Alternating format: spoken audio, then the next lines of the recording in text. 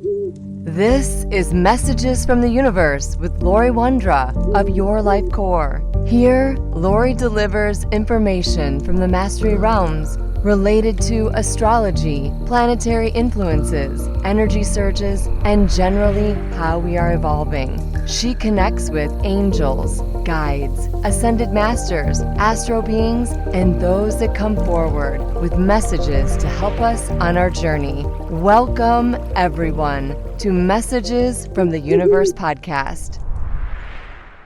Hello, this is Laurie, and I just want to take a moment to say a very special thank you to all my listeners. I am now in 110 countries and territories. I'm nearing 300 episodes, and I'm always excited to connect you with the universe and with the messages of the universe. So thank you. Recently, I asked the wisdom keepers and the teachers of the universe for more information about why are we in this time of opportunities and change. And I know we're always changing, but it just seems like the abundance is all about ideas and opportunities and choices, and that can be really confusing for a lot of people. So I hope this will bring you some aha moments, maybe a little bit more understanding, or maybe a little bit more in the area of curiosity versus maybe if you're feeling frustration. So let's dive in. Earth within the universe has a natural vibration of 528 hertz and a vibrational sound equal to the note of E. And in the chakra system and sound healing world, this is the frequency and the sound of our solar plexus. It's consciousness. It's consciousness of being. It's personal power. It's self-definition. It's accomplishments, responsibility, our will, vitality, our energy, and even our ego projections. It's related to our inner child, creator, and creativity. So how is this all related to all of the opportunities and possibilities and choices that we have bombarding us now? Well, we're in this transformational time, and 528 is also related to miracles and DNA repair, something that we all need. It helps to increase our energy levels, it promotes our well-being, and Mother Earth is that vibration. She represents the feminine energy, love, compassion, unconditional love, and our heart. And when we feel loved, supported, and safe, it's easier to make changes. So if we're not feeling that vibration right now and the universe is bombarding us with possibilities and opportunities for change, it feels off, or it feels like there's a force or something that's preventing us from changing. Now, Mother Earth demonstrates the cycles of growth and change. She even demonstrates unconditional love. She shows that to us with her seasons, or through the process of death, rest, reseeding, birth, growth, harvest, and celebration or rest. Now, war, sadness, anger, depression, anxiety, those are all typically measured at lower vibrational values. They don't match the 528 hertz or Mother Earth's frequency. And in the laws of energy, we either lower to the vibration or rise up to meet the 528, or we leave. Mother Earth is doing what she usually does for change. She's bombarding us with 528 hertz and the energy of creation, creativity, and the playfulness of our inner child in the form of creative thought, desires, and hopeful wishes. Sometimes I think that inner child might come out as tantrums or those unhealed wounds that we carry, those wishes and desires that have never quite been fulfilled. Now, humans are expressing their feelings to the universe all the time. It's a bi-directional conversation with the universe. So when you say, I don't like my job, I want to quit, I need a different job, maybe I don't like my house, I want to move, or even want to run away, and fear, how can I continue to live this way? I don't want to live this way. Fear holds us back while the universe applies pressure to move forward by dropping in insight, ideas, opportunities as seeds to grow or change. In other words, when we're expressing this low frequency, Mother Earth is doing everything in her power to drop in higher vibration, higher frequency to help us rise back up to our normal level of operation. As we continue to express our fears, our sadness, our frustration, and anger, Mother Earth, and actually the universe, also continues to drop in energy in the form of ideas, possibilities, choices, opportunities, experiences. They continue to use vibration to elevate us back to this normal level of love or heart. New seeds are ideas, opportunities, and choices to regenerate or rejuvenate. When none of those stick or grow, there are more given to us, and that process repeats. That might be a reason why the universe is pummeling us with all these choices and ideas and opportunities, is because we're expressing we don't like where we are, so we're given choices. I have 2 very mature maple trees out my window, and they catch my attention daily. I love them. They are very active trees, but they also teach me. And in this case, they are the perfect teacher. Bear with me for just a moment. Before a tree produces any seeds, it must become established and survive even to get to reproductive maturity. And that varies between tree species. It can be 5 years, 10 years, 15 years, in some cases, some species, 20 years. But once mature, the tree must make sufficient food to stay alive and compete with its neighbors to fuel itself. The tree must endure the elements, wind, storms, bugs, and of course the seasons, heat, drought, or dangerously cold season and often ice-encased winters. That's dormancy, followed by the unpredictability of spring when those buds open and develop into leaves, new growth, shoots, and flowers. And even in that time, there's the risk of frost or freezing. Should all of that fall into place without something freezing, eating, or breaking the buds, the flowers still then must be pollinated. Then the male and female reproductive cells have to unite through fertilization, and then, if all that goes well, the fruits and the seeds still must grow and ripen and avoid being destroyed by adverse weather or various insects and mammals and birds that depend on consuming them for survival. And if the seeds are to be successfully shed, there's a slight chance that they'll become a tree. The conditions have to be allowed for their survival. Now, I look out in my lawn, and in the past, I would get a little irritated when these maple trees would dump, it seemed like, billions of the propeller-like seeds on my lawn. But actually, it's magic. And I'd watch in my lawn, these new seedlings would become quickly overrun by grass, and then they'd be mowed down, but they would never become a tree. Year after year, the seeds would drop, and I would think none of them would become trees. But there are some that would be carried off and to be planted somewhere else, unseen by me. The propellers that encase the seeds would take them in the wind and cast them somewhere that they might have hoped to survive and grow into another forest, all in the context of possibilities. Now, heavy seed production is a significant investment for a tree because it consumes large amounts of energy at the expense of other tree needs. Trees cannot grow as much in heavy seeded years as in different years, and in many species, the seed crop of one year negatively affects the seed crop of the following year. They rarely have significant seed years back to back. Whatever energy a tree devotes to flowering and fruiting, it cannot put toward other essential processes like staying alive or growing. So when a tree initiates flowering and fruiting, but fails to grow a tree, they waste that energy that could have been invested in leaves, branches, trunks, and roots. Yet a tree continues with each cycle. Knowing all this, it makes sense that a vigorous tree would produce more successful seed crops than a stressed tree. But curiously, stressed trees sometimes produce a reactive burst of flowering, which leads to enhanced fruit and seed production if all goes to plan. Why would a stressed tree add stress by running down its reserves that could otherwise be used for growth or to recover from the original stress? For survival, trees must produce seeds to pass along their genes and perpetuate their kind. Might we be in a time when we, including the universe, are attempting to create a bumper crop of seedlings that might be we are stressed or a stressed response to growth or change to ensure our future?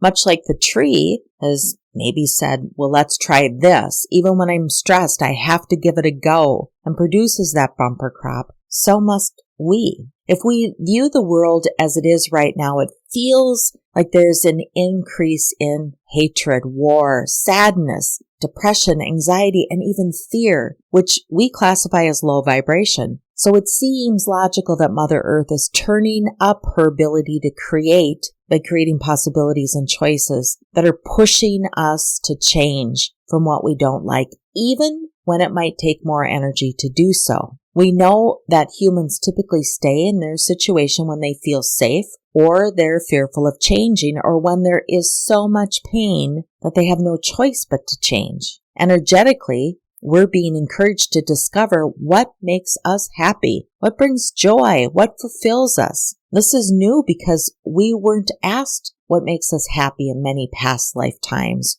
or those questions weren't asked of our ancestors. We are more in a time of survival of existence than just figuring out how to live. But now we are in a different vibration, in a different frequency, in a different era that encourages healthy change. And that's also to counter the unhealthy energy of war, sadness, depression, anxiety, and fear, and all those other lower frequencies. Mother Earth continues to show us we live in abundance. She continues to show us how and where to plant the seeds. And if the seeds don't take, to continue to try. You may have seen images of abandoned locations where Mother Earth overgrows old buildings, closed shopping centers, farms no longer farmed, or homesteads left abandoned. Now Mother Nature has overgrown. She shows us that that is a change from an old human building construction to Mother Earth. And we can say Mother Earth is taking it back, but in honesty, she's changing it. She's introducing growth into that situations. In many cases, bringing beauty back into a place that had sadness or was abandoned or is no longer needed. It was left behind. She's reseeding it to become healthy again. Our seasons remind us of change. I live in the northern hemisphere, and when the seasons change, every spring, everything seems to wake up. I'm reminded of the sleepiness or rest time when plants and animals go dormant over winter and then spring back to life in summer. Those places that maybe have appeared to have died out, or those places that have died out and we need to replant or reseed. They need to be revived. Farmers need to reseed their crops. Humans need reseeding, and the universe might drop in codes and keys, seeds. Parts of our brain and our DNA might be waking up. Life situations that we no longer fit into causes us to change and to look for reseeding and to look for change. We might be in the middle of one of the most significant times of transformation when there is so much need for change. To me, it makes sense. Mother Earth is reseeding, or we are being reseeded, or we are receiving more information in the form of opportunities and choices. Mother Earth is simply demonstrating to us the laws of life, the laws of physics, and the laws of the universe. Everything you do today will have a more significant impact than you perhaps intended.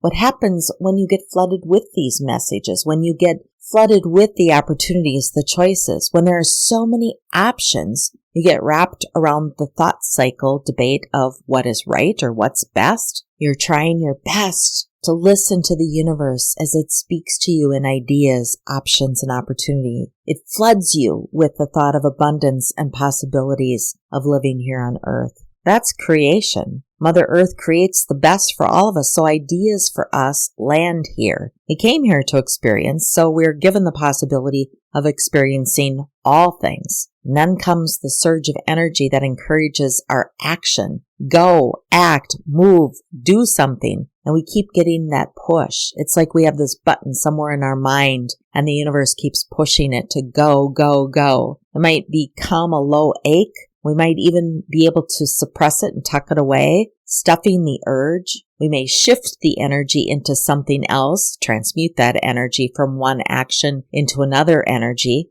It is energy, and it needs to be released in some form or some fashion. So that other action might be, I go clean a closet, I go for a walk, I reach out to my friends. It's an energy that needs direction and release and will manifest into something. It's just important that you understand its energy and it will transmute into something. It might not be what you're thinking, but it will move. Sometimes our ideas are great, but they're just too big. The energy that we have to take action isn't enough at that moment to complete the task. This is when we take small steps and break them down into something that's more aligned with the energy we have today. Small steps when overwhelmed with ideas or what's first or next is really important. But how do you know what direction to take? How do you know which option or which idea is the best one to move on? What if you have 5 or 10 ideas and opportunities and they're all good? Or what if you have just 3 but you don't know which order to do them in? That's called the spin. We get wrapped up in expectations, in fears, in results versus opportunities. We go in circles or cycles, like an engine that seizes up when it's running too hot or it's burned all its oil. It has to stop. Yet the energy pressure of the universe continues, and that's a fact. Everything in the universe moves. That's energy. Nothing ever stops. And with the universe, it's a constant creation, a pressure, the opportunity to move, to change, to adapt to the situation and have that experience. So how do we navigate this energy? How do we take advantage of all the opportunities or the ideas that are coming to us? And how do we rule out the ones that maybe aren't the best for us? Knowing that we are evolving, knowing that we are continuing to experience the gifts from the universe, and knowing that the universe is wanting to help us grow. But the fact is not all ideas are good and not all opportunities or ideas are for us. Some must pass us by, but those meant for us will stick. Those opportunities, those ideas, those things that are meant to be part of us will not pass us by. Yet often we think everything is for us. We want to act on it, or we believe we have to act upon it. Have you ever had a time in your life where you had an opportunity and you acted upon it? You made the decision, took the steps, and then later on it didn't go as you planned. You might even classify it as you had a bad outcome or a bad experience. And you might have turned around and judged yourself, pondering, why did I make that decision? Why did I do that? It wasn't good for me. And of course, after you know the outcome, after you've already had the experience and you know you didn't like it, knowing that, you would have made a different decision. And in your mind, you began to classify that as bad, or you made a wrong decision. Maybe you didn't know what you didn't know at that time. Perhaps it was your opportunity to experience it so you don't do it again, or you can learn to trust your decisions. But the truth of the universe is that maybe it was the right decision and you needed to learn that. You needed to have that experience. And that's how the universe is teaching. It wasn't about the outcome of your decision at all,